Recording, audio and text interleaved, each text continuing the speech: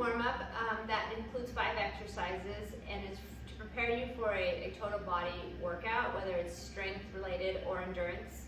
And this warm-up in particular is really important and really focuses on your core. So all you need is a mat and a small pair of weights, maybe 3 or 5 or 10 pounds. You're going to start with a pelvic tilt. So you're going to lay on the mat, your feet are on the floor with your knees bent, your head down, and draw your navel in.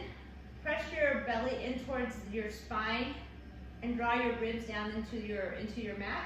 Hold that for 10 seconds and then release. Then you're going to grab one of your weights. You're going to place it on your hips. Your heels are in the same place. Bring the weight into your heels. Press your hips up for a bridge pose. Keep your gaze up towards the ceiling.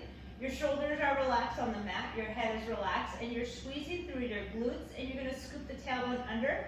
And you're going to hold this as well.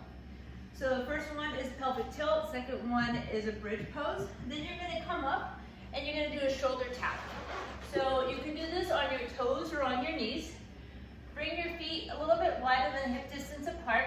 And the key to this pose is you're going to keep the lower body as still as possible, and you're going to tap the opposite shoulder with the hand. So try to keep your weight even. If you bring your feet too close together, that makes it more challenging, but it tends to make you want to shift more. So work up to that. So again, starting with your feet farther apart, and you're going to do opposite hand to opposite shoulder. If that's too much, you can always bring your knees down and do the same exercise. During this exercise, you really want to keep your navel drawn in and your glutes squeezed.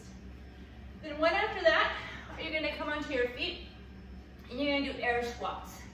So your feet are hip distance apart, slightly wider. Your arms are out in front of you. Pull your hips back like you're sitting in a chair, and then come all the way up, full extension, and then going back and forth. While you're doing this, notice your knees.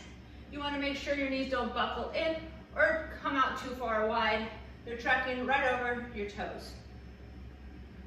Then the last one is a bent over row. You're going to grab your dumbbells. You're going to hinge over at the hips. Your back is flat. And you're going to bring your elbows by your waist and you're going to squeeze your shoulder blades together. Come down with control and then back and squeeze. Make sure your back's not rounding. That's going to cause lower back pain. And make sure your knees are slightly soft here. Your hips are back and squeeze. All right, those are your 5 exercises.